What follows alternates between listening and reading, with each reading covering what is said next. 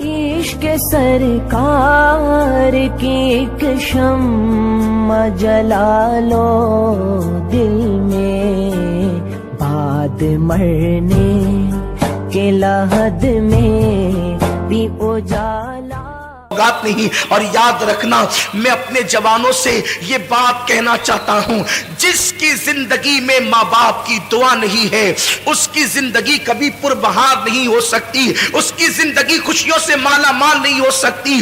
آج انسان سب کی دعا لینا چاہتا ہے، ماں باپ کی دعا نہیں لینا چاہتا، مگر یاد رکھیں آپ کے لیے کوئی بھی بڑے سے بڑا پیر، بڑے سے بڑا عالم، بڑے سے بڑا مفتی، بڑے سے بڑا خطیب، بڑے سے بڑا ادیب اگر آپ کے لیے دعا کر دے، اللہ چاہے تو دعا قبول کرے، اللہ چاہے تو رد کر دے۔ وہ قادر و قیوم بے نیاز ہے، وہ چاہے جس کی دعا رد کر سکتا ہے، اس کے لیے اس کو کوئی پوچھ نہیں سکتا، اس پہ کوئی فرض واجب نہیں ہے۔ وہ کرم، وہ قبول کرے تو کرم ہے، رد کر دے تو اس کا عدل ہے۔ اللہ چاہے جس کی دعا رد کر دے، لیکن سنو سب کی دعا رد ہو سکتی ہے، کسی کی دعا کی قبولیت کی گارنٹی نہیں ہے سوائے ایک دعا کے۔ میرے کریم آقا فرماتے ہیں کہ جب ماں باپ اپنی اولاد کے لیے دعا کرتے ہیں تو اللہ ان کی دعا رد نہیں کرتا بلکہ قبول کر لیتا ہے۔ حضور فرماتے ہیں دعا والدہ لولدہ کا دعائی لکم،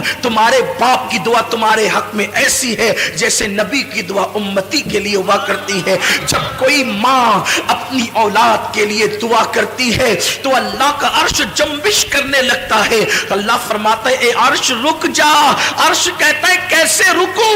آج ایک ماں اپنی اولاد کے لیے دعا کر رہی ہے، جب تک تو اس کی دعا قبول نہ کرے گا میں ہلنا بند نہیں کروں گا۔ قدرت کی طرف سے جواب آتا ہے تو نے ہلنا بعد میں شروع کیا، ہم نے تو اس سے پہلے اس کی دعا کو قبول فرما لی۔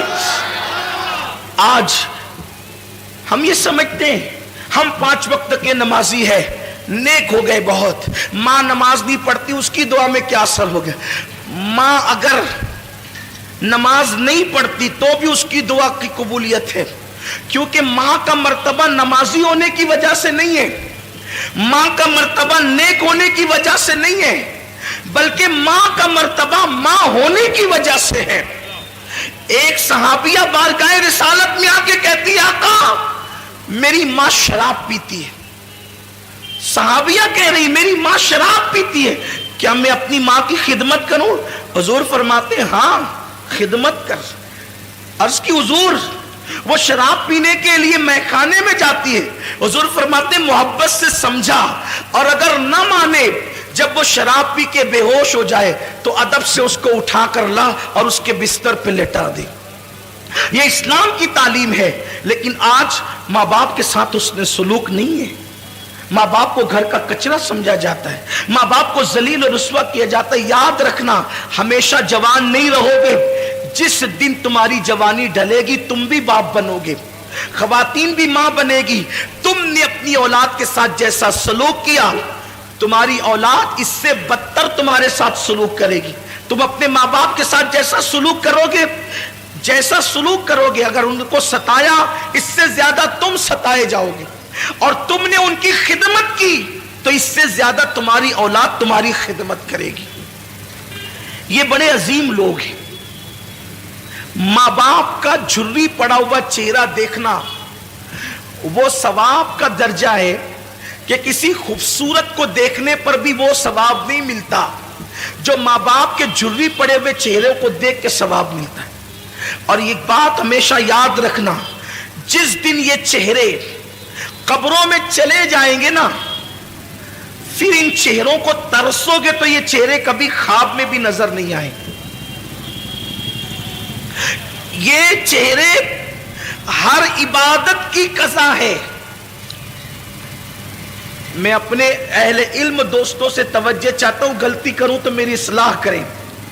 ہر عبادت کی قضا ہے۔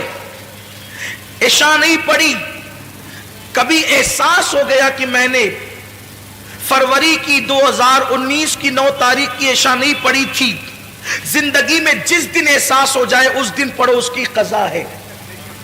10 تاریخ کی فجر نہیں پڑھی تھی، جس دن احساس ہو جائے پڑھ لیا، زندگی بھر میں اس کی قضا ہے۔ ہر عبادت کی قضا ہے۔ ماں باپ کا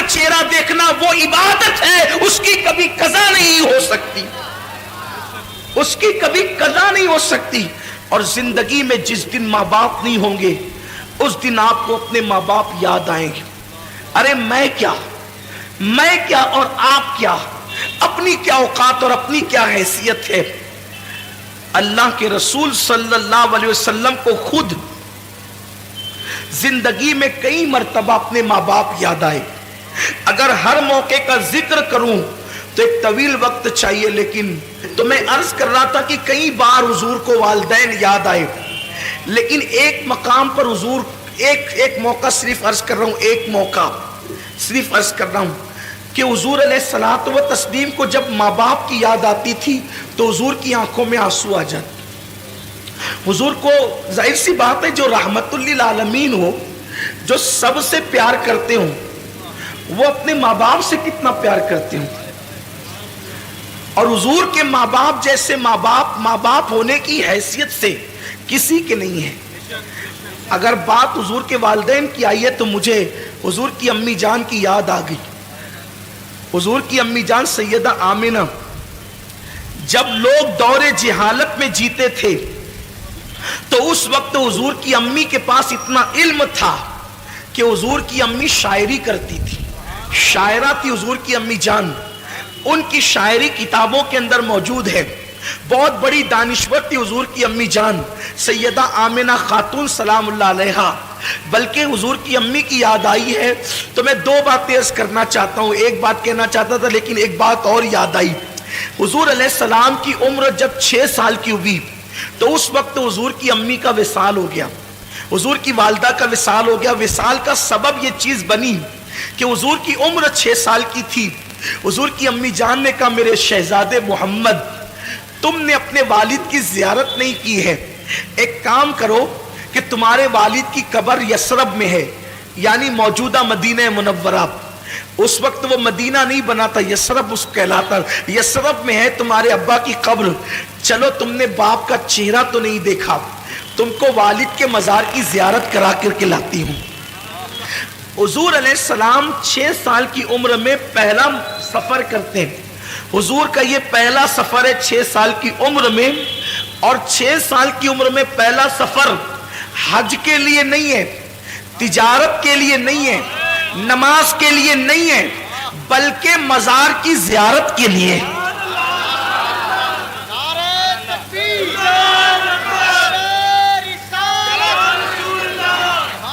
بڑی معذرت کے ساتھ جو دوست قبروں کے مخالف ہیں, مزارات کی زیارت کے مخالف ہیں, میں ان کو کہنا چاہتا ہوں کہ حضور نے تو زندگی کا پہلا سفر مزار مقدس کی زیارت کے لیے کیا, اور وہ بھی اپنے والد کے مزار کی زیارت کے لیے.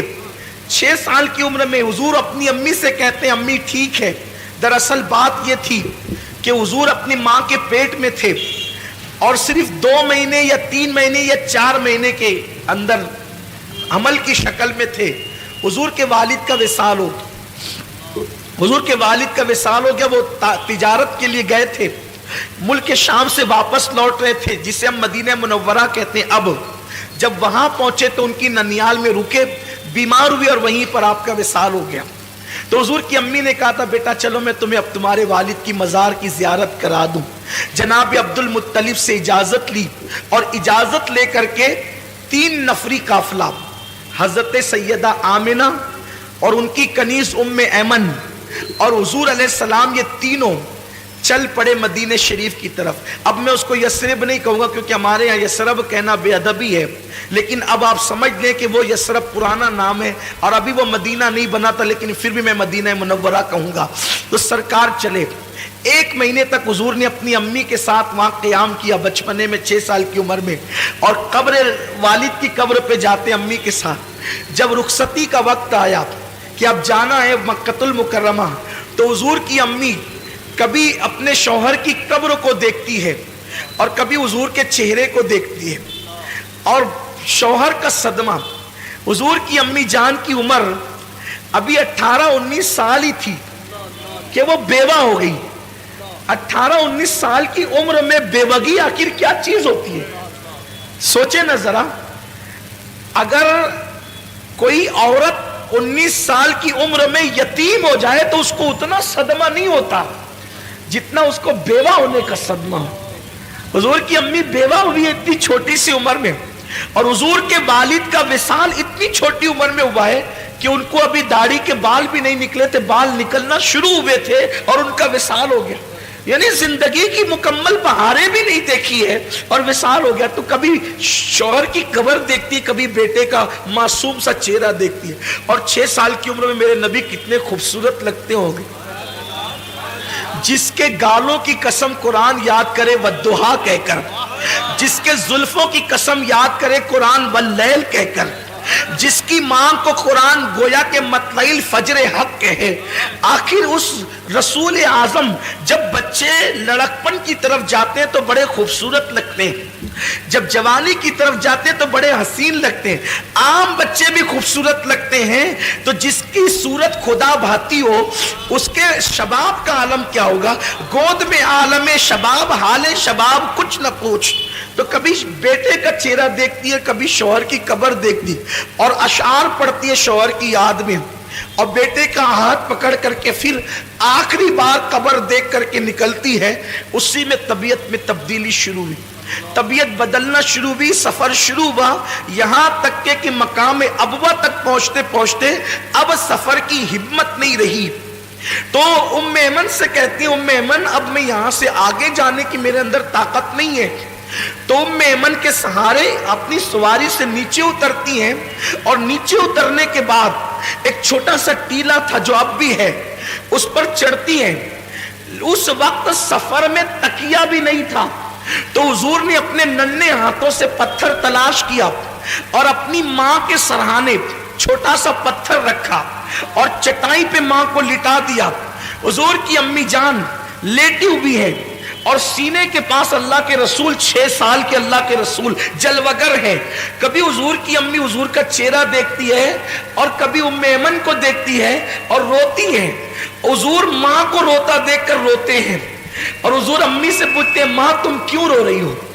मैं जब भी अपनी मां को मां कहता हूं तो सिर्फ इस नीयत से कहता हूं कि मेरे नबी ने आमिना को मां कह के पुकारा है, बस उस यादगार को जिंदा करना है, इसीलिए हम अपनी मां को मां कहते हैं। बस मां को मां कहने की वजह यह है कि मेरे महबूब ने आमिना को मां कह करके पुकारा है। और अल्लाह अकबर, सारी कायनात जिसको पुकारती है, सारी कायनात जिसको पुकारती है उसने आमिना को पुकारा है। ये मेरे नबी की मां की शान है, ये मेरे नबी की मां का मकाम है। हजरत आमिना खातून देखती, हुजूर कहते हैं, अम्मी तुम क्यों रो रही हो। तो उम्मे ऐमन का हाथ पकड़कर चेहरा रसूल का देखकर कहती है, उम्मे ऐमन अब मैं बचूंगी नहीं, ये मेरी आखिरी सांसें हैं।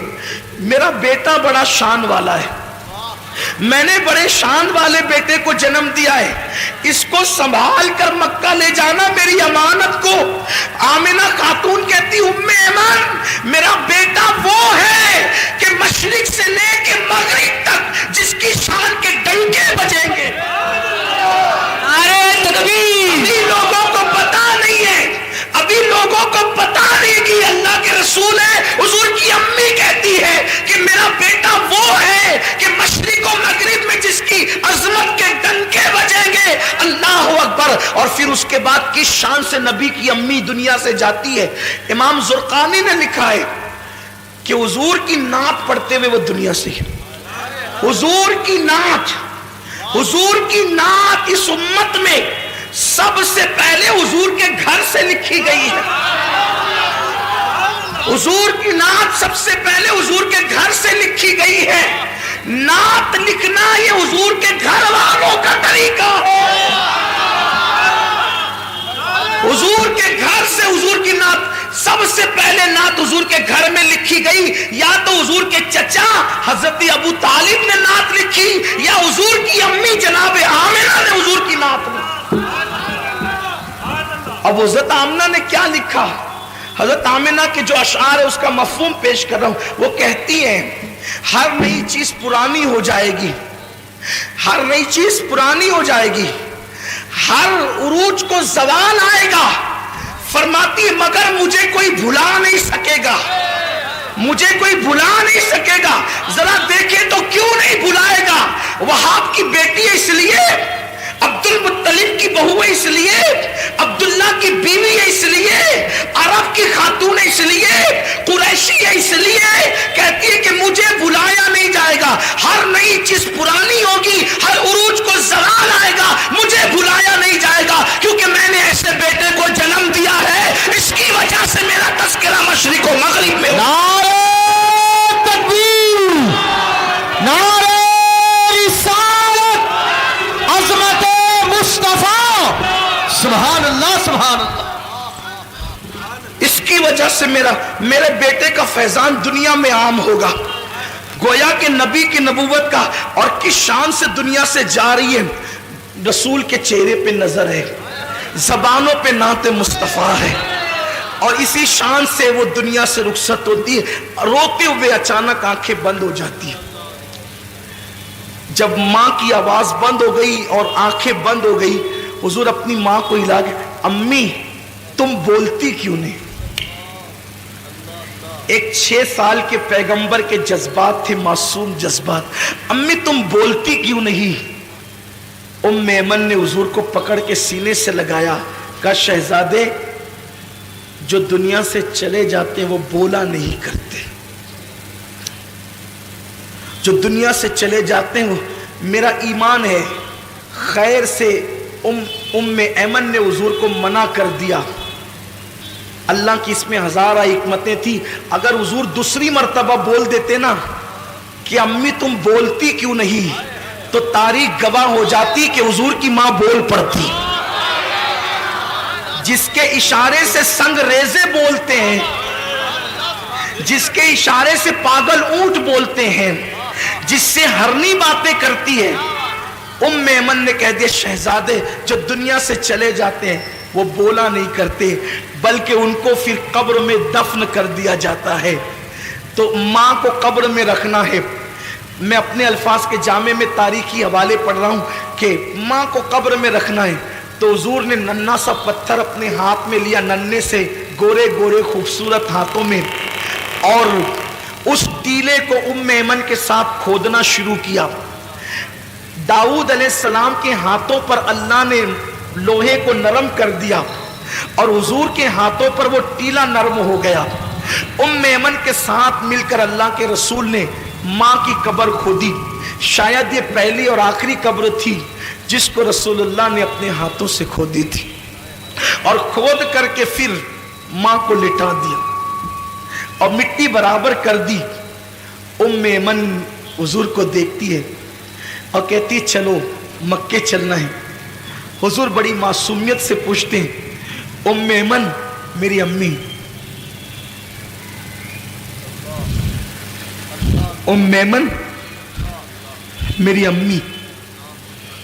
ام ایمن نے کہا شہزادے مقام ابوا میں قیامت تک تیری ماں کو ہم چھوڑ جاتے. جیسے ہاتھ پکڑا اور نیچے اتری, حضور نے ہاتھ چھڑا دیا. ام ایمن کہتی حضور نے ہاتھ چھڑا دیا اور دوڑتے ہوئے کہیں چلے گئے. میں ڈھونڈنے لگی, کہیں نہیں ملے.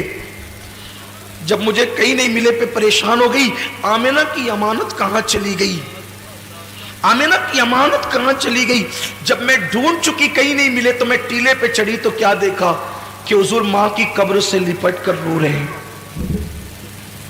ماں کی قبر سے لپٹ کر رو رہے ہیں. اور میں نے یہ جملے سنے کہ امی تمہیں تو معلوم تھا نا کہ سب کا کوئی نہ کوئی ہے, میرا تو تمہارے سوا اور کون ہے, تم بھی مجھے چھوڑ کر کے چلی. باپ تو پہلے ہی چلے گئے تھے, تم بھی چھوڑ کر راستے میں چلی. رو رہے تھے حضور علیہ السلام. ام ایمن کہتے میں نے اٹھایا اور کہا کہ چلیے چلیے, یہاں تک کہ حضور کو میں لے کر چلی. حضور پلٹ پلٹ کر روتے تھے اور ماں کی قبر کی طرف دیکھ. یہ ماں ہے. آج جن ماؤں کی قدر آپ کے ہمارے پاس نہیں ہے, ماں ہے. پتہ نہیں ام ایمن نے کس طریقے سے حضور کے آنسوؤں کو خشک کیا, چپ کرایا, کیسے تسلی دی, کیسے حوصلہ دیا, کیسے ہمت دی. یہ ام ایمن جانے, حضور جانے. حضور بار بار اپنی ماں کو یاد کرتے رہے. ایک دن اللہ کے رسول علیہ الصلوۃ والسلام مسجد نبوی شریف کے ایک کونے میں جلوہ گر ہیں. صحابہ اپنے اپنے کاموں میں مصروف ہے. حضور علیہ السلام خاموش خاموش آنسوؤں سے رو رہے. حضور کی آنکھوں میں آنسو ہے. صحابہ کرام کی عادت تھی جب حضور مجمع میں ہوتے یا محفل میں ہوتے تو صحابہ حضور ہی کو دیکھتے رہتے. جب سرکار کو روتے ہوئے صحابہ نے دیکھا تو دوڑ پڑے حضور کی طرف, کیونکہ حضور کی تکلیف ان کو اپنی تکلیف سے زیادہ گراں تھی اور حضور کی خوشی اپنی خوشی سے زیادہ پسند تھی. میری قوم کے جوانوں, تمہارے پاس واٹس ایپ کے لیے ٹائم ہے نا, بوڑھے ماں باپ کے لیے ٹائم نہیں ہے نا آپ کے پاس. کھیلتے رہو واٹس ایپ, دیکھتے رہو فلمیں, رات کے 3 بجے تک فیس بک پہ ٹائم پاس کرتے رہو, دوستوں کے ساتھ گھومتے رہو. جس دن تمہاری ماں کا چہرہ کفن میں چھپ جائے گا اس دن تمہیں احساس ہوگا کہ تم نے کتنی بڑی نعمت کھوئی ہے. دنیا کی ہر نعمت کھو کر کے تمہیں واپس مل سکتی ہے, لیکن ماں باپ اس نعمت کو کہتے ہیں جو ایک بار کھو جائے پھر واپس وہ نعمت نہیں ملتی. اس نامراد کے دل سے جا کر کے پوچھو جس کے ماں باپ نہیں ہیں اور انہوں نے ماں باپ کو کبھی خوش کرنے کی کوشش نہیں کی. آج وہ بستروں میں چھپ چھپ کر روتے ہیں, آج وہ تنہائیوں میں پچھتاتے ہیں, آج وہ اپنے آپ کو معاف کرنے کے لیے تیار نہیں ہے. جو غلطی ان سے ہوئی وہ غلطی خدا کے لیے آپ نہ کریں. آپ اپنے ماں باپ سے معافی مانگیں, انہیں راضی کریں, انہیں ٹائم دیں, انہیں وقت دیں, ان کی خوشیوں کے لیے ہر کڑوا گھونٹ پی لیں, لیکن ان کو کبھی ناراض نہ کریں. اللہ کے رسول مسجد کے کونے میں بیٹھ کر کے رو رہے, صحابہ دوڑ پڑے, ہمارے ماں باپ آپ پہ قربان, یا رسول اللہ آپ کیوں رو رہے, آپ کے رونے کی وجہ کیا ہے؟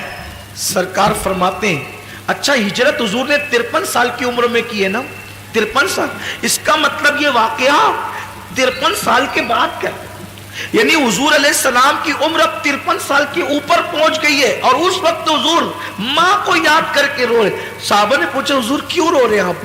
سرکار فرماتے ہیں آج مجھے میری امی حضرت آمینہ کی یاد آ گئی. حضور فرماتے ہیں آج مجھے میری امی حضرت آمینہ کی یاد آ گئی. جیسی حضرت آمینہ کا نام یاد, وہ آمینہ کسی کا بیٹا ولی, کسی کا بیٹا غوث, کسی کا بیٹا قطب, آمینہ کا بیٹا محبوب خدا. یا صرف ایک جملہ کہہ کے آگے بڑھنا چاہتا ہوں. لوگ کہتے ہیں یہ سنی علماء غیر سنیوں سے لڑتے جھگڑتے کیوں رہتے ہیں. صرف اتنا کہنا چاہتا ہوں میرے بھائیوں, جس نبی نے ہماری ماں کے قدموں کے نیچے جنت رکھی ہے نا, ان لوگوں نے جو غیر سنی ہیں میرے نبی کی ماں پہ کفر کا فتویٰ دیا اور کہا کہ نبی کی ماں کافرہ تھی, نبی کے باپ کافر تھے. اب آپ سے میں پوچھنا چاہتا ہوں صرف اتنی بات کہ جو نبی کے ماں باپ کو کافر کہیں, ہم ان کو امام کیسے بنائیں, ان سے رشتہ داریاں کیسے کریں, ان کے پیچھے نمازیں کیسے پڑھیں, ان کے پیچھے کھڑے کیسے ہوں. ہم داڑیاں نہیں دیکھیں گے نا, ہم ٹوپیاں نہیں دیکھیں گے, ہم قلم سے لکھے ہوئے الفاظ بھی تو دیکھیں گے, کتابوں میں لکھے ہوئے ثبوت بھی تو دیکھیں گے. میرے آقا صلی اللہ علیہ وسلم کے دیوانوں, نماز پڑھنے سے پہلے دیکھ لیا کرو نبی کے ماں باپ کو کافر کہنے والا امام ہے یا نبی کے ماں باپ پہ قربان ہونے والا امام ہے. اس لیے کہ شفاعت آپ کو بھی لینی ہے, شفاعت مجھے بھی لینی ہے. قیامت کے دن اگر تم نبی سے شفاعت کی بھیک مانگنے کے لیے گئے اور حضور نے کہہ دیا جو میری ماں کو کافر کہتا تھا تو اس کے پیچھے نماز پڑھتا تھا, تو آپ کے پاس جواب کیا ہوگا؟ یہ میں کچھ نہیں کہنا چاہتا, آپ کے ایمان پہ چھوڑنا چاہتا ہوں. حضور مسجد کے کونے میں بیٹھ کے روتے ہیں اور سرکار سے پوچھا کہ حضور کیوں رو رہے ہیں؟ آقا فرماتے ہیں میری امی حضرت آمینہ کی یاد آ گئی. صحابہ سب مل کے رونے لگے, حضور کے ساتھ رونے میں شامل ہو گئے. حضور کی امی یاد آئی ہے, آج نبی کو اپنی والدہ یاد آئی, ماں یاد آئی ہے نبی کو. پھر روتے روتے حضور علیہ السلام کو کچھ افاقہ ہوتا ہے تو سرکار اپنے صحابہ سے کہتے ہیں اے میرے صحابہ, اس وقت میری ماں حضرت آمینہ حیات ہوتی تو کیا ہوتا, کیسا ہوتا, کیا حال ہوتا؟ صحابہ کہتے حضور کیا ہوتا؟ آقا فرماتے میں تمہیں عشاء کی نماز پڑھا رہا ہوتا, میں تمہیں عشاء کی نماز پڑھا رہا ہوتا اور میری امی مجھے آواز دیتی मोहम्मद इधर आओ, मेरे बेटे मोहम्मद इधर आओ। मेरी मां मुझे आवाज देती, सरकार फरमाते मैं क्या करता? साहबा ने कहा क्या करते? हुजूर फरमाते मैं नमाज को छोड़ देता और लब्बैक कहते हुए अपनी मां की बारगाह में पहुंच। ये मां है, ये मां का मर्तबा है। लेकिन आज मेरा जवान कैरम छोड़ करके मां के पास आने के लिए तैयार, मोबाइल का गेम छोड़ के अपनी मां के पास, बाप के पास आने के लिए तैयार नहीं है। हुजूर फरमाते जो माँ बाप की नाफरमानी करेगा वो जन्नत की खुशबू से भी महरूम कर दिया जाएगा। याद रखना, कितने भी बड़े मनसब पे फाइज हो जाओ, माँ बाप से तुम कभी बेनियाज नहीं हो सकते। जनाब मूसा से अल्लाह ने कहा था मूसा जरा संभल कर आना। अर्ज की मौला तूर पर तो हमेशा आता हूं, पहली बार तो नहीं आया। इरशाद हुआ जब तुम घर से निकलते थे तो मां आंचल पसार के दुआ करती थी, अल्लाह मेरे मूसा की तबीयत में गुस्सा और जलाल ज्यादा है, अगर तुझसे कलाम करते हुए आवाज ऊंची हो जाए तो तू दरगुजर कर देना, दरगुजर कर देना, आवाज ऊंची हो जाए तो। मूसा अब तेरे पीछे दुआ करने वाली मां नहीं रही, इसलिए कहा जा रहा है जरा संभल कर आना। अल्लाह के कलीम को कहा जाता है पीठ के पीछे दुआ करने वाली मां अब तेरे घर में नहीं है तो जरा संभल कर आना। गौर तो करें आप, नबी से कहा जा रहा है मां की दुआ क्या है? सारी दुनिया मुखालिफ हो जाए, बद्दुआ करे, तन्हा मां दुआ करे, अल्लाह मां की दुआ कबूल करे, सबकी बद्दुआ रद्द कर दे। और तन्हा मां बद्दुआ करे और पूरी दुनिया मिलकर दुआ करे तो अल्लाह सबकी दुआ रद्द कर दे, मां की बद्दुआ कबूल कर।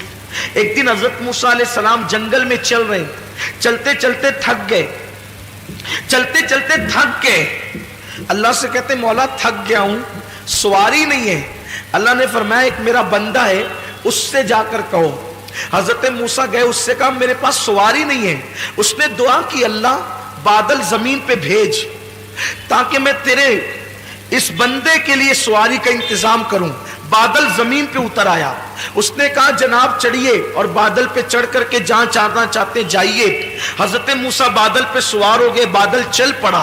अर्ज की मौला कितना नेक बंदा ये, इसकी दुआ से बादल जमीन पे आया। इरशाद हुआ मूसा कोई अमल ही नहीं है इसका, ये नेक नहीं है जिसको तू नेक समझ रहा है। फिर मौला इसकी दुआ की इतनी अहमियत। इरशाद हुआ उसने तो बादल बुलाया, अगर आसमान भी जमीन पे बुलाने की दुआ करता तो हम आसमान को भी जमीन पे उतार देते। अर्ज की जब ये नेक नहीं है, इतना नेक नहीं है तो इसकी दुआ की अहमियत क्यों है? कि इसकी नेकी की वजह से नहीं, ये हमेशा अपनी माँ की खिदमत करता था और माँ को खुश कर दिया था। माँ ने मरते मरते कहा अल्लाह इसने मेरी खिदमत का हक अदा कर दिया, ये जब भी तुझसे जो दुआ करे तो इसकी हर दुआ को कबूल कर लेना। इसकी मां की दुआ की बरकत है, इसकी मां की दुआ की नेकी कुछ नहीं है ज्यादा, इसके पास मां की दुआ की बरकत है। हुजूर फरमाते हैं जो मां बाप की नाफरमानी करे वो जन्नत की खुशबू भी नहीं सूंघे, बल्कि जिससे मां बाप नाराज हो वो भी जन्नत में नहीं जाएगा, शहीद होगा तो भी जन्नत में नहीं जाएगा। अल्लामा सैयद नईमुद्दीन मुरादाबादी ने लिखा है अगर कोई शहीद हो जाए ना, शहीद और माँ बाप या दोनों में से कोई एक नाराज हो तो भी वो जन्नत में नहीं जाएगा, मगर चूंकि वो शहीद हुआ है तो जहन्नम में भी नहीं जाएगा। जन्नत और जहन्नम के दरमियान एक मकाम आराफ है, वहां रखा जाएगा। फिर अल्लाह उसके माँ बाप को पहले राजी करेगा, जब तक माँ बाप राजी नहीं होंगे उस शहीद को जन्नत